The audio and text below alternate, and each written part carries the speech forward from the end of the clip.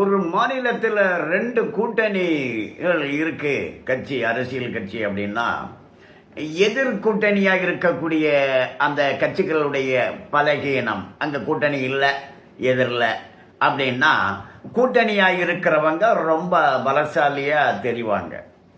அவங்க கூட இருக்கவங்களுக்கே உரிய மரியாதை கொடுக்காம கூலியை மட்டும் கொடுப்பாங்க, கொடுத்து அடிமையாக வச்சிருப்பாங்க.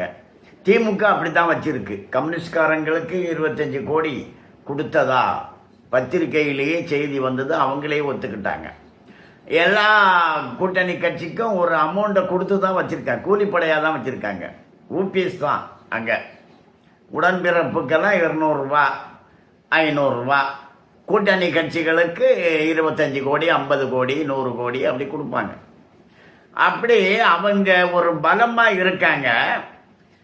அவங்க பலமா இருக்காங்க. ஏன் இருக்காங்க? கூட்டணி கட்சிகளே ஒன்றுக்கொன்று உடன்பாடு இல்லை, இருந்தாலும் ஒட்டிக்கிட்டு இருக்காங்க. ஏன்னா எதிரில் ஒரு அணி இல்லை.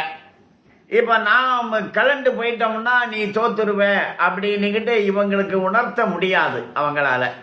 ஏன்னா எதிரில் ஒரு அணி இருந்தா தானே. அதனால திமுக பலமாக இருக்குது அப்படிதான் சொல்லிக்கிட்டே இருந்தாங்க. ஆனால் பாரதிய ஜனதா கட்சி, அனைத்து இந்திய அண்ணா திராவிட முன்னேற்ற கழகம் கூட்டணின்னு சொன்ன உடனேயே திமுக கூட்டணி கலகலப்பாயிடுச்சு. திமுக கூட்டணி பலகீனமாயிடுச்சு. இப்போ காங்கிரஸ் கட்சிக்காரங்க என்ன நினைக்கிறாங்கன்னா, என்ன சொல்றாங்கன்னா, நாங்க கலட்டிட்டு போயிடுவோம், அந்த பக்கம் போயிடுவோம் அப்படின்னுட்டு சொல்றாங்க. அப்படி அப்போ இந்த அதிமுக பாஜக கூட்டணியினால திமுக பலமிழந்து போய்விட்டது. இப்போ திமுக அரசு கடைசி கட்டத்தில் இருக்கு. அந்த பெண்கள் எல்லாம் சித்திரவதை பண்றாங்க, செவிலியர்களை. அவங்க 2021 கொடுத்த வாக்குறுதியை நிறைவேற்றலையேன்னு போராடுறாங்க. அவங்கள நடுத்தருவில் விட்டு அவங்கள ஜெயிலில் அடைச்சி ஒரு பெரிய வன்கொடுமை மாதிரி செஞ்சிட்டு இருக்காங்க. அதே போல ஆசிரியர்களையும் அதே மாதிரி தான் பண்றாங்க.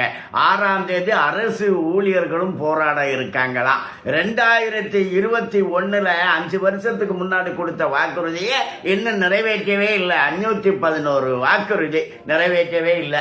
மீண்டும் வாக்குறுதியை வாரி வீசிடுவாங்களாம். கனிமொழி சொல்லியிருக்காங்க, நான் தான் வாக்குறுதி வழங்குறதுக்கு தலைவராக இருக்கிறேன், வாக்குறுதி எவ்வளவு எண்ணிக்கைங்கிறதெல்லாம் கிடையாது, நாங்க இஷ்டத்துக்கு என்னென்ன வேணுமோ அதெல்லாம் வாக்குறுதி கொடுத்துருவோம், வாக்குறுதி கொடுத்துருவோம் தான் சொல்றாங்களே ஒழிய நிறைவேற்றுவோம்னு சொல்லவே இல்லை.